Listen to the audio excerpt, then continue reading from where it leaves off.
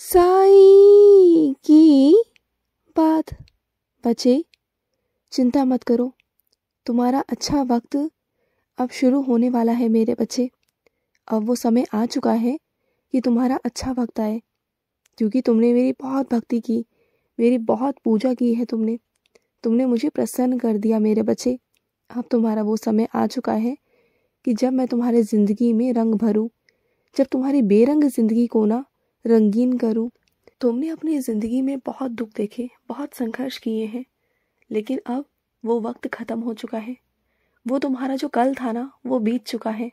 लेकिन अब जो समय आ रहा है ना, ये समय तुम्हारा है, सिर्फ और सिर्फ तुम्हारा।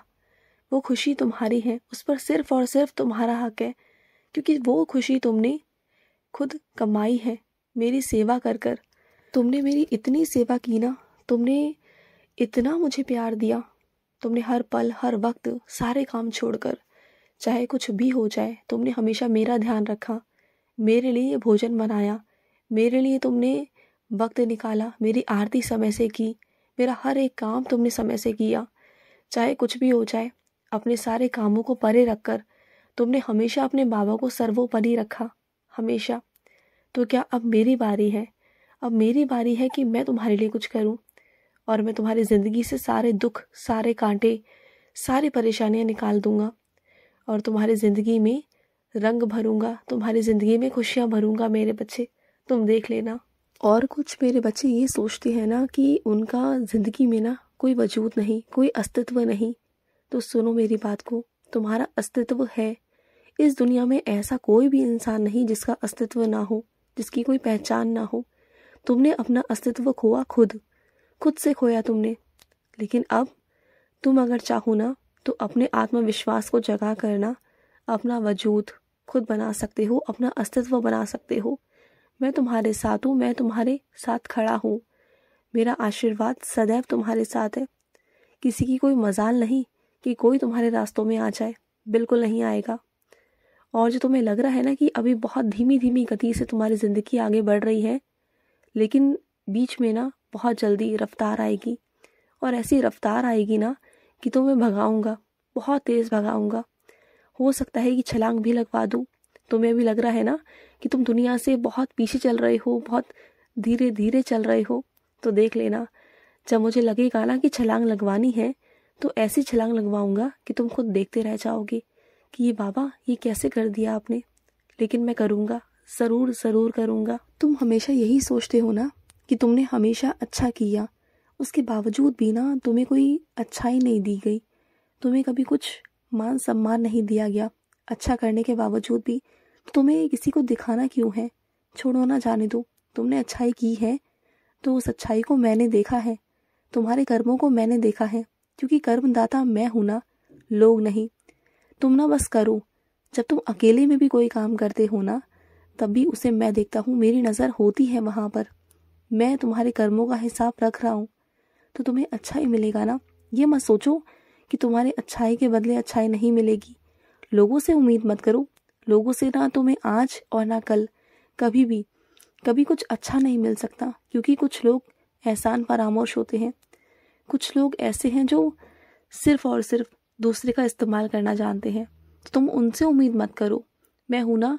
अगर उम्मीद करनी हुआ करे ना, तो सिर्फ और सिर्फ अपने बाबा से किया करो, किसी और से उम्मीद मत किया करो, कभी भी मत किया करो। समझ गए? और सुनो, तुम ये चाहते हो ना कि तुम्हारे घर में किलकारी गूंजे। बहुत सालों से किलकारी की गूंज तुम्हारे घर में नहीं आई है। तो सुनो मेरी बात को, अगर तुम शिरडी नहीं आ पा रहे ना, तो किसी भी मेरे बच्चे के हाथ में अपनी एक चिट्ठी लिखकर ना शिरडी भेज दो, और शिरडी में मेरे पास रखवा दो उस चिट्ठी को।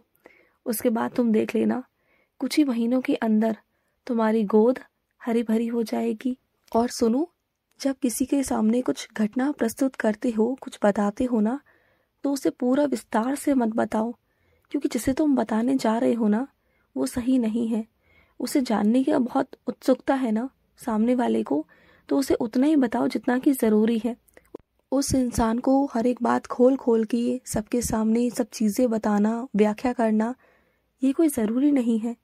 वो बाल की खाल निकालने वालों में से है, वो हर एक चीज़ जानने वालों में से है। उसको लगता है कि तुम्हारी ज़िंदगी में क्या चल रहा है, कैसे चल रहा है ना, वो सब कुछ बस जानना चाहता है। तुम्हें तोड़ मरोड़ के चीज़ें पूछने की कोशिश करता है। लेकिन तुम थोड़ा समझदार बनो, इतने सीधे मत बनो कि तुम सारी बातें सब कुछ जैसे थी वैसे ही बता दो। मैं नहीं कह रहा कि झूठ बोलो, लेकिन सिर्फ इतना बोलो जो सिर्फ ज़रूरी है। सब कुछ मत बताओ, क्योंकि ना सही नहीं है। आज वो इंसान बहुत अच्छे से तुम्हारी बातों को सुन लेगा, लेकिन कल को वही बातों को तुम्हारी कमज़ोरी बना कर ना तुम्हारे खिलाफ रखेगा। तुम देखना। तो चीज़ों को ना मत बताया करो, कोशिश किया करो कि बताओ ही मत, टालने की कोशिश करो। लेकिन अगर बताओ तो सिर्फ उतना बताओ जिससे कि तुम्हारी कमज़ोरी सामने वाले के हाथ में ना जाए। इस बात को ध्यान रखना। और सुनो, वक्त आ चुका है कि तुम अब एक ऐसे इंसान से मिलने वाले हो, किसी ऐसे इंसान के संपर्क में आओगे जिसे मिलने के बाद ना तुम्हारे बहुत सारे रास्ते आगे के खुल जाएंगे। बहुत सारे रास्ते, जिन रास्तों पर तुम चलना चाहते हो ना, वो सारे रास्ते खुल जाएंगे। और वो रास्तों पर चल कर ना तुम अपनी मंजिल को पा सकोगे, अपने लक्ष्य को प्राप्त कर सकोगे। और अपने लक्ष्य के बारे में भी ना हर किसी से मत कहा करो, मत बताया करो, क्योंकि जो तुम्हारा लक्ष्य है ना, वो तुम जानते हो कि तुम्हारे अंदर वो कितना जुनून है। तुम उसे मेहनत करके हासिल करना चाहते हो। लेकिन कई लोग हैं ना, वो जानबूझकर तुम्हारा मजाक उड़ाकर तुम्हारे आत्मविश्वास को ठेस पहुंचा कर ना तुम्हें नीचे दिखाना चाहते हैं। वो चाहते हैं कि तुम्हारे मानसिक तनाव को चोट पहुंचे और तुम जहां हो ना बस वहीं रह जाओ, आगे बढ़ ही ना पाओ। लेकिन तुम किसी को ना अपना लक्ष्य के बारे में कभी मत बताना। जब हो जाएगा ना, जब मिल जाएगा, तो वैसे ही सबके सामने आ जाएगा ना। तुम्हें बार बार किसी के आगे साबित करने की अपने आप को कोई ज़रूरत है ही नहीं।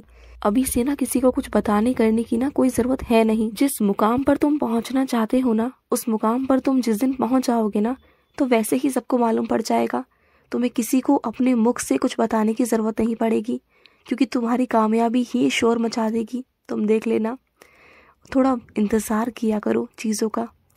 और मैं अपने कुछ बच्चों से कहना चाहता हूँ कि ये बंधुआ मजदूर बन के मत रहो कि जिसने जैसा कह दिया तुमने वैसा कर दिया। क्या तुम्हारा कोई मन नहीं? क्या तुम्हारा कोई शौक़ नहीं? क्या तुम्हारी कोई ज़िंदगी नहीं कि तुम अपनी ज़िंदगी को अपने तरीके से जी पाओ? ये बंधुआ मजदूर बन के क्यों रहते हो? जिसने जैसे कह दिया, जिसने जैसे करवा लिया तुमसे, तुम बिल्कुल वैसा ही करने लग जाते हो। क्यों करते हो ऐसा? वो प्यार नहीं मेरे बच्चे, वो तो बंधुआ मजदूर हो गया ना। अगर प्यार होगा ना, तो सामने वाला समझेगा कि तुम्हारा कभी कभी किसी चीज़ का मन नहीं है, कुछ काम करने का मन नहीं, तो तुम नहीं कर रहे, तुमने मना कर दिया। लेकिन नहीं, अगर सामने वाला तुमसे ज़बरदस्ती कोई काम करवा रहा है ना कि, और तुमसे यही उम्मीद करता है कि तुम उसे मना नहीं करोगे, तुम उसके सारे काम करोगे, तो वो बंधुआ मजदूर ही तो है ना। तुमने अपनी ज़िंदगी को ना दूसरों के हाथ में क्यों सौंप रखा है? तुमने अपनी खुशियों को, अपनी इच्छाओं को, हर चीज़ को तुमने दूसरों के हाथ में सौंप रखा है। दूसरे तुम्हें एक कठपुतली की तरह इस्तेमाल करते हैं और तुम होते चले जाते हो। ऐसा क्यों तुमने अपना साथ कर रखा है? क्यों तुमने कठपुतली वाली ज़िंदगी चुनी हुई है? और ये किसी और ने नहीं, ये तुमने खुद ने चुनी है। तुम्हें क्या लगता है कि ये किसी और ने चुनी है? मैंने तुमसे कहा है, मैं कभी नहीं कहता कि किसी की गुलामी करो, इज्जत करो, सेवा करो, लेकिन मैंने ये भी कहा है कि सबसे पहले सर्वोपरि अपने आप को रखो। लेकिन तुम अपनी इच्छाओं को, अपनी चीज़ों को मार करना तुम दूसरों का पहले सोचने लगते हो। और सोच क्या रहे हो? तुम तो एकदम मजदूर से बन गए हो। उसकी बातों पर चलते हो, उसकी बातों पर खाते हो, सोते हो, सब कुछ करते हो, जैसे कि वो सांसें तुम्हारी नहीं, उस इंसान की दी गई हो। ध्यान रखो कि वो सांसें तुम्हारे साईं की हैं, वो मैंने तुम्हें दी हैं। ये ज़िंदगी मैंने तुम्हें दी है, समझो इस बात को। तुम किसी के मजदूर नहीं, तुम मेरे बच्चे हो और तुम्हारा पूरा हक है आज़ादी ज़िंदगी जीने का, आज़ाद होकर जीने का। तो जियो वैसे जैसा तुम चाहो। ये ज़िंदगी तुम्हारी है, किसी और का हक नहीं है इस पर। समझ गए ना? खुश रहो। आज का साई संदेश समाप्त हुआ।